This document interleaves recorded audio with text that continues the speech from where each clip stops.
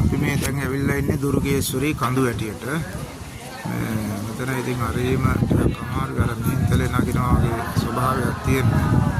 ඉතින් මේ දුර්ගේශ්වරී කඳු වැටිය කියලා කියන්නේ සිද්ධාර්ථ කුමාරයා නේරංජනා ගංගාවෙන් මෙතරට ඇවිල්ලා දුෂ්කර ක්‍රියා කරපු කාලේ වසර 6ක්. ඉතින් අපි එතන වන්දනාමාන කරලා සම්ප්‍රදාය ඇති කරගත්තා. දැන් මේ පේන්නේ යාපත්තේ නේරංජනා නදිය.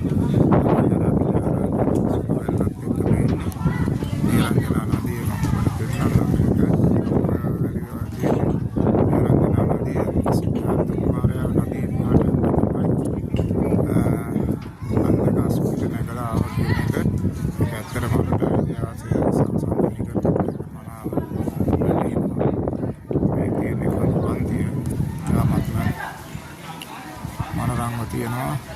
ඉතින් දැනට මේකේ ටිබෙට් ජාතික හාමුදුරුවෝ තමයි ඉන්නේ. ඉතින් හරිම සන්තෝෂයි.